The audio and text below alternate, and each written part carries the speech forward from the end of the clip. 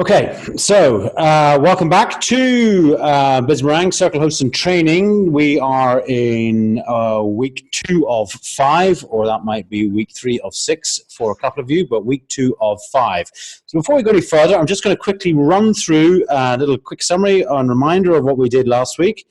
So first off, a little of the acknowledgements. Just really like to thank Gina Bianchini and the fantastic team at Mighty Networks for not only helping us with set up this fantastic network, but also with a lot of the content in this Circle Host and Training. So remember last week that we talked about community design. That's actually what we're all about here. And the things to remember that is that successful communities all have some things in common. And it's all to do with the joy. Rather than it being a grind and you creating community, it's the joy of being part of something bigger than yourself, the joy of working towards a common goal, and the joy of building skills and getting better on a personal level, not just for you, but for all of the members of the circle. And the power of your community comes from bringing people together to master something interesting. And that's really important, that you're bringing people together for them to master something interesting together. So it is not just reposting your social posts. It is not just reposting your email campaigns or repurposing your content marketing. It's not just adding external links and asking other people to comment on it, and it's not about the software and features. Yes, we use the software and the features of the Bismarang app to enable us to do what we do, but it's actually all about the community and the human members in it, not the software and any algorithms that might be in there. So the whole point of community design is that it removes the grind of community building. And it replaces with curiosity, joy, and the best kind of surprises, i.e. those that you expected and planned for, and the surprise being that it actually achieved what you wanted to achieve. We also touched on the mindset that you required, that we said, be curious, try stuff, and I say that again, try stuff, reframe problems, when people ask for a question, turn to think about how else you might pose it and engender comment from other people and draw on everybody in the room's experience. Ask your community for help and ideas.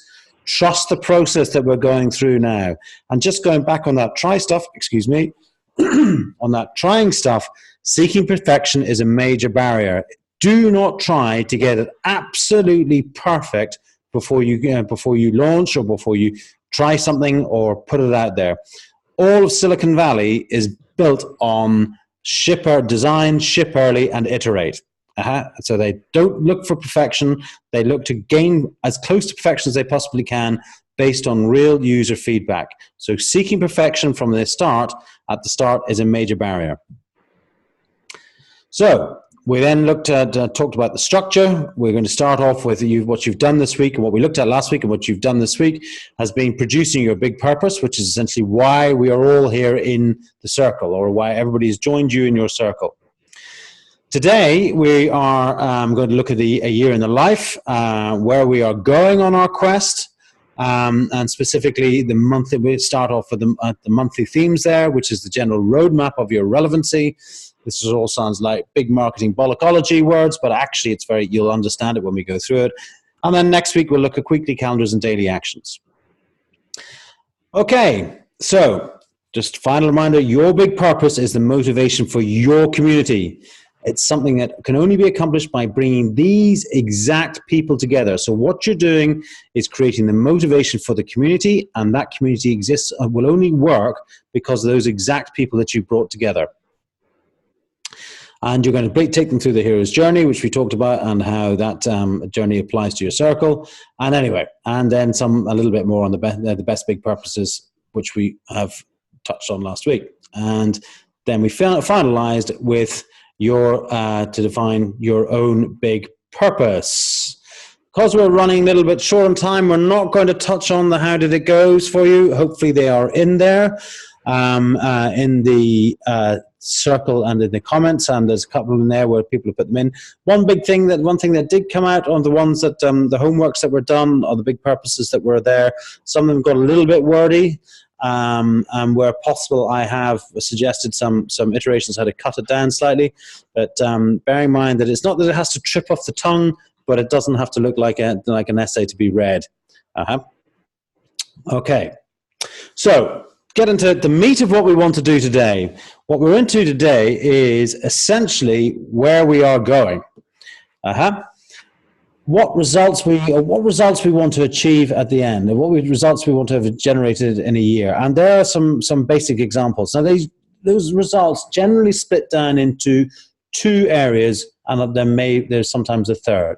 And the first of those areas is the member results. What results are your members going to gain, or do you want your members to gain from their circle, from their membership of the circle over the next 12 months? And as I say, there are some examples there. So what are your members able to do in a year that they can't do today? What have they learned from you, and what have they learned from each other? More importantly, what are they going to be doing differently as a result of belonging to your circle? And what are they doing together? Now, your year in the life and your results don't have to be every one of these. In fact, you'll see later on, we're going to ask you to choose 3. But there's just a little memorandum of what a member results might contain. Your results may be: how many members do you have? Are you charging them? Are you able to invest more time in your passions and interests because of what you're doing in the circle, or because of the circle that you've created or that you're hosting? Are you able to control your own schedule? Do you want to give up your 9 to 5 and do this full time, or whatever it may be? Now, your results can actually sometimes split down into two, i.e. your results, what you personally are looking for and what you personally want to get from this, or it can be about the results that the circle achieves. So the circle's results might be, for example, that in a year's time, you want the circle to be generating a certain amount of revenue, or you want the circle to have a specific number of members, or to have achieved a goal of a certain number of members. So if you want to split those results down into your results, what you personally want, I want to have taken myself to a more knowledgeable position, for example. I want to know more about relaxation, or I want to have built my networking circles, or built my networking reach, might be your personal results, and then your circle results might be specific to that circle, numbers, revenues, etc. We might touch on this again in a minute. So what creates those circles, those results? Generally, what we describe as 3 pillars of generating wisdom in the long term. So we are going to work on 3 different pillars over this week and next week. The first one is those monthly themes, and those monthly themes are where we identify what is going to keep this circle interesting for the next 12 months, or for the 12 months after you launch. Your weekly calendar is where we keep it regular, and we build habits for hosts and members. So, for example, we are in a habit now, getting into the habit in this particular host of the circle, that we meet on, or we do this lesson on a Tuesday evening, and on a Thursday evening we have another Zoom call which is just for circle hosts to get together and swap experience and catch up with each other, and it's usually an hour, 45 minutes to an hour out of our time, which is extremely useful. But that's all about us building a calendar of regular things that we do every week. And then daily actions are where we get members talking within the circle, which again are extremely important, because it's about removing a lot of the burden from the host, but not just the burden from the host, that it gets very, very boring if the host is the person who's constantly producing content. And remember, content is not just articles and posts. Our content is comments on articles and posts, and people sharing pictures, and people sharing their experiences, and members being able to get the answers to problems that they couldn't Google, i.e. when they pose a problem or a question that they might have, that the answer comes not necessarily from groupthink, but from other people's experiences. If it was all going to come from the experience of Guy Bucknell, for example, then you would all get rather bored rather quickly. Whereas in fact, actually why we invite our circle hosts into this, particularly into this call, but why circle hosts that are in training are automatically included now in the Circle Leader Circle, is because that we all gain from each other, and you guys in particular can gain from the experience that other circle hosts have. So those 3 pillars of generating wisdom are generally monthly themes, weekly calendar, and daily actions. And that's what we're going to, and that's how you build your circle going forward. So if you're sitting here going, oh, how do I build a circle? This is going to be such a huge task. Don't worry. We break it down into these three basic pillars. So monthly themes, and that's what we're going to concentrate on this evening. Well, what do they do? Well, what are they meant to do for you? Well, the first thing is that they support and ladder up to your big purpose. So last week, you set your big purpose as to what you wanted that big purpose to do, or what that big purpose was for your circle. So each monthly theme should tackle a different challenge and build a corresponding skill that ladders up to your big purpose. So your monthly, so everything that when you set a monthly theme, it's all about working towards achieving that big purpose. Monthly themes should fit together and build on each other. So they don't need to be sequential. So you want the option of members joining at any point, but over the course of a year, clearly allow your community to master something interesting together. Now, if you're going to create a community or circle that it is an absolute requirement that they have a certain level of knowledge, etc., that before you start, then you might think about how you're going to do that. But I strongly suggest that you don't do that, and that people learn along the way. And the reason I suggest this is we've tried it, and I've also touched with lots of other circle hosts, not just here, but in Mighty Networks and all that sort of stuff, where it becomes just a bit of a burden, or usually it's a hurdle for people to get to. So don't forget that in Bizmarang, we can also create courses, and those courses also have their own... Hi, Emma. Their courses also have their own circle benefits, so you can create topics. It has their news feeds and all that sort of stuff. So the themes that you're going to produce on a monthly basis, your monthly themes, don't need to be sequential, but they do need to work towards the bigger purpose. Again, we'll come on to that in a bit more detail in a minute. The last thing about monthly themes is that they must be challenging and important. They should be big enough that they can sustain a month of content and conversation, but you want your monthly themes to spark rich conversation and for people to share their stories, experiences, ideas, and challenges in pursuit of that theme. Before we get on to that, Shane, could you just give us a little bit of the sort of thing that you've done in Belfast Local with monthly themes? Yes. I mean, some of the themes covered on Bizmarang Local Belfast is monthly theme of SEO one month, another month referral marketing.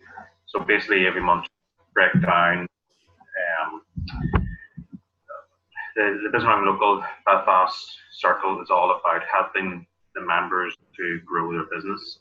So each month touch a different way that a member can grow the business, whether that's referral marketing, another month SEO, another month maybe influencer marketing, another month maybe LinkedIn and etc.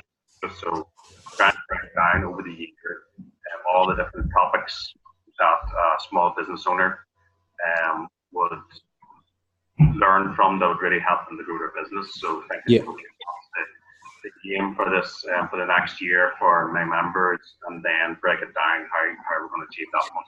Yeah, don't worry, we're about to come on. We're about to come on to that. But it's for example, you started off rather than just saying digital marketing. You did do a little bit of digital marketing, but then you broke it down into another theme, was the SEO one, and that was really quite interesting because, there was people like me who'd been sort of doing SEO for the last 9 or 10 years and could bring a little bit of in-depth of the knowledge. But then there was lots of other comments coming from other members who were able to say, actually, we did this worked for us, and so on. And so even though on the SEO side I could have really weighed in big time, I didn't. What I tried to do was within that circle was engender more conversation where other people learned and experiences. Exactly. I mean, the key, what really want to say in the Business Round local group is the circle is that the members are learning from each other. Yeah. 1 month will be a particular topic, and the aim is that the members will contribute with their own experiences about what worked for them or what didn't work. Yeah. So, for example, in the referral marketing, okay, some of our members that maybe have a strategy in place to grow their business through referrals. What have they done? What have they specifically asked their clients for referral, etc., etc. So we can all learn from each other. It's not a case of, it's just, a couple of gurus telling everyone what to do. It's a case where, small and medium-sized business owners come together and learning from each other about different topics. Cool. I'm actually going to come back to the referral theme later on. Well, actually, probably next week when we start talking about daily actions. But one of the nice things about it, when you set that theme, was that actually it stimulated quite a lot of referrals going around, and people came back and started saying, "Oh, thank you very much. So and so referred this for me. I got a referral off that, and it all worked." And that generally came from the monthly theme of referrals within the group. Okay, great stuff. Cheers, Shane. Thanks. Okay. So, what are we going to do with monthly themes? We're going to come back to this picture in a minute, but essentially, you can see here we have laid out a pre-launch phase, and then months 1 to 12, and then that should then deliver that success in a year. So, an example of it might look something like this. This is one that was put together for SME, a circle for, well, again, a local networking circle for SMEs, actually. And you can see that each one of these themes is touching on a subject that that is useful and moving towards that purpose of, or that big purpose of engendering a closer community of people of small businesses that support each other. So it ranges in this case from defining or refining your product to getting customers, right through the state of social SMEs and social media in 2020, working smarter, etc. Okay.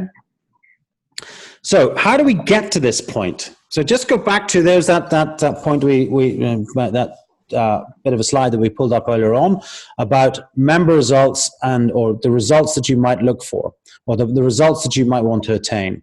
And what we're going to do in these steps, we're going to do a couple of brainstormings. So ideally, what you need to do is write down your 2 headings or 3 headings, your member results, and your circle results, or just your results, and just sit down with a pen and paper and start writing. What would you like your circle to have achieved, or the members of your circles to have achieved, or you to have achieved in 12 months? Nothing's a bad idea. Nothing's ever the best idea. Nothing's a stupid idea. Just get them down and just dump it. Dump it from your brain onto a piece of paper. And whether you do it in Post-its or in crayons or in Excel, doesn't matter. Just get it down in paper. And I know Eve will probably say she personally prefers to write things down like this herself because it helps for her attention. Then the next thing we're going to do is, within that first step, is then select your top 3. Now, don't forget to narrow them down to be specific, actionable, and achievable goals or results that you want 12 months from now. And those top 3 don't have to be one from member results, one from your results, and one for circle results. They just have to be the top 3 results that you want for that circle in that next 12 months. And they must be specific, actionable, and achievable. Okay, so that's the top results that you want to achieve. Now, step 2. This is when we do our second brainstorm. And again, we're going to list now 25 monthly themes or potential monthly themes. And this is about, remember, this is about brainstorming, not about choosing 12 perfect themes. It goes back to what I was saying at the start about nothing is ever perfect. Little hint, turn off any other distractions you have for an hour. So if you have to do it after the kids have gone to bed or whatever, or after they've gone to school, turn off your phone, put your earphones on, and just let your brain get bored and write down as many ideas as you can. You'll find that, certainly every time I've done it, that the first 10 minutes you'll get 5 or 6 really good ones, 6 or 7, and then you're overthinking it and you're overthinking it, and then as your brain relaxes, it'll just start to flow. And if you don't end up with 25, I would be surprised. You will probably end up with more. If you don't get to the 25, just stop, get a cup of coffee or whatever it may be, and come back to it 5 or 10 minutes later. Read the 10 that you've already got and let it run again. Okay? But again, this is about brainstorming. So this is nothing is stupid, nothing is a bad idea, nothing is wrong. It's all just what words that you put down on those pieces of paper. And then you draft your year in a life.